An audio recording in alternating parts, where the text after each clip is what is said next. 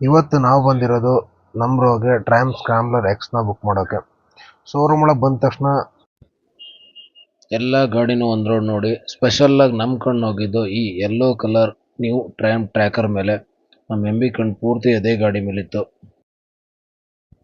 ಇನ್ನೊಂದು ರೌಂಡ್ ಗಾಡಿನೆಲ್ಲ ನೋಡಿ ಸೀದಾ ಟ್ರಯಂಫ್ ಸ್ಕ್ರಾಂಬ್ಲರ್ ಎಕ್ಸ್ ಮತ್ತು ಟ್ರ್ಯಾಕರ್ಗೆ ಸೀದಾ ಟೆಸ್ಟ್ ರೈಡ್ ಬುಕ್ ಮಾಡ್ಕೊಂಡ್ವಿ. ಒಂದ್ಸಲ ಆಲ್ರೆಡಿ 400cc ಗಾಡಿ ಓಡಿಸಿ ನೋಡೋಗಿದೆ. ಈಗ ಇದು ಹೊಸ ಇಂಜನ್ 350cc ಗಾಡಿ ಆಗಿರೋದ್ರಿಂದ ಏನಾದ್ರು ಚೇಂಜಸ್ ಕಾಣ್ಬೋದಾ ಅಂತ ಇನ್ನೊಂದು ರೌಂಡ್ ಓಡಿಸಿ ನೋಡಿದಾಗ ಗೊತ್ತಾಗುತ್ತೋ ಅಂತ ಹೊರಟ್ವಿ. ಸೀದಾ ಹೊರಗೆ ಬಂದು ಗಾಡಿ ಹತ್ರ ಬಂದ್ವಿ. ಹಾಗೆ ಅಣ್ಣ ಎಷ್ಟು ಗಾಡಿ ಓಡಿದೆ ಅಂತೇಳಿ ಮೀಟ್ರ್ ಚೆಕ್ ಮಾಡಿ ನೋಟ್ ಮಾಡಿಕೊಂಡ್ರು.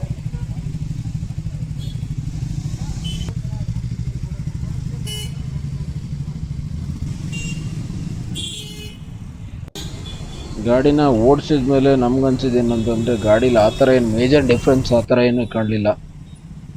ಅಷ್ಟೊಂದು ಪವರ್ ಡಿಫ್ರೆನ್ಸ್ ಅಂತ ಏನೂ ಅನ್ನಿಸ್ಲಿಲ್ಲ. ಆ್ಯಸ್ ಯೂಶ್ವಲ್ 400cc ಗಾಡಿ ಹೊಡೆದಿರೋ ಫೀಲೇ ಇದೆ. ಅದಾದಮೇಲೆ ಗಾಡಿನ ಸೀದಾ ಸೈಡಲ್ಲಿ ಪಾರ್ಕ್ ಮಾಡಿ ಕರೆಕ್ಟಾಗಿ ನಿಲ್ಲಿಸಿ ಸೀದಾ ಬಾಯ್ಸ್ ಹತ್ರ ಬಂದು ಸೀದಾ ನನ್ನ ಎಕ್ಸ್ಪೀರಿಯನ್ಸ್ ಏನಿದೆ ಅದನ್ನು ಶೇರ್ ಮಾಡಿಕೊಂಡೆ. ಅದೇ ಮೇನಾಗಿ ಏನಂತಂದರೆ ಗಾಡಿ ಪವರು ಬಗ್ಗೆ ಎಲ್ಲ ಕ್ಲೀನಾಗಿ ಮಾತಾಡಿದ್ವಿ. ಆಮೇಲೆ ಸೀದಾ ಹೋಗಿದ್ದೆ ಟ್ರ್ಯಾಕರ್ ಕಡೆ. ಈ ಗಾಡಿ ಬಂದು ನಮಗೆ ಹೊಸ ಗಾಡಿ. ಗಾಡಿ ಲುಕ್ ಮಾತ್ರ ತುಂಬ ಚೆನ್ನಾಗಿದೆ. ಗಾಡಿ ಮೇಲೆ ಕೂತ ತಕ್ಷಣ ಕೂರ್ತಾ ಇದ್ದಂಗೆ ಏನು ಅನಿಸಿದ್ದು ಅಂತ ಹೇಳಿದ್ರೆ ಗಾಡಿ ಸೀಟ್ ಹೈಟ್ ಎಕ್ಸ್ಪೆಕ್ಟೇಷನ್ಸ್ ನನಗಿದ್ದಿದ್ದು ಒಂದು ಸ್ವಲ್ಪ ಹೈಟ್ ಇರುತ್ತೆ ಅಂತ ಗಾಡಿ ಅಂದ್ಕೊಂಡಿದ್ದೆ.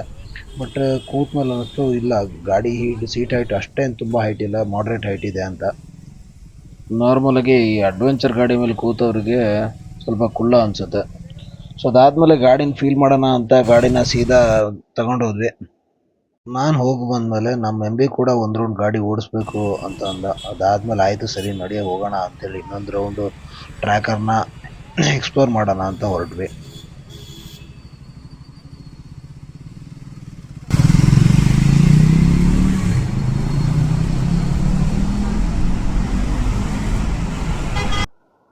ಹೋಗಿ ಬಂದಮೇಲೆ ಅಣ್ಣ ಎಷ್ಟು ದೂರ ಹೋಗಿ ಬಂದ್ವಿ ಅಂತೇಳಿ ಕ್ಲಿಯರಾಗಿ ಒಂದು ಸಲ ಮೆಜರ್ಮೆಂಟ್ ತಗೊಂಡ್ರು.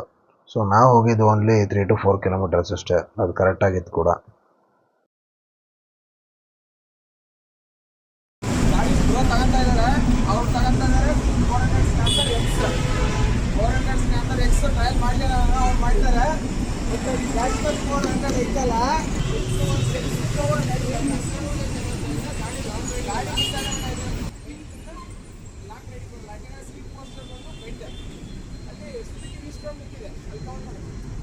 ಅದು ಬಂದು ಲಾಂಗ್ ರೈಡ್, ಅದು ಸೀಟ್ ಪೋಸ್ಚರ್ ಬಂದು ಸ್ಟ್ರೈಟ್.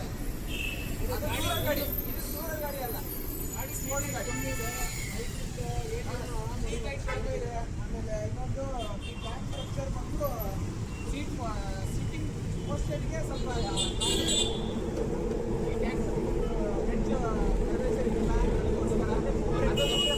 ಪವರ್ಗೋಸ್ಕರ ಗಾಡಿ ತಗೋಬೇಕು. ಅದಾದಮೇಲೆ ಒಳಗಡೆ ಯಾವ್ಯಾವ ಗಾಡಿ ಇದೆ ಅಂತ ನೋಡೋದಕ್ಕೆ ಹೋದ್ವಿ. ನಮ್ಮ ಕಣ್ಣು ಬಿದ್ದಿದ್ದು ಟ್ರಯಂಫ್ ಟೈಗರ್ ಮೇಲೆ.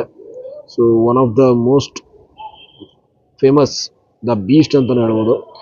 ಅದಾದಮೇಲೆ ಪಕ್ಕದಲ್ಲೇ ಟ್ರಯಂಫ್ ಸ್ಟ್ರೀಟ್ ಟ್ರಿಪಲ್ ನಿಂತಿತ್ತು. ಇದೆಲ್ಲ ಗಾಡಿನ ಎಕ್ಸ್ಪ್ಲೋರ್ ಮಾಡಿ ನಾವು ಒಂದಿನ ಈ ಗಾಡಿನ ತಗೊಳ್ಳೋಣ ಮಗ ಅಂತ ನಾನು ಡಿಸ್ಕಸ್ ಮಾಡ್ಕೊತ ಇರೋ ಬರೋ ಗಾಡಿನೆಲ್ಲ ಇನ್ನೊಂದು ರೌಂಡು ನೋಡಿ ಸೀದಾ ಹೊರಗಡೆ ಬಂದು ಬ್ರೋಗೆ ಗಾಡಿ ಬುಕ್ ಮಾಡಿ ಸೀದಾ ರೂಮ್ ಕಡೆ ಬಂದ್ವಿ.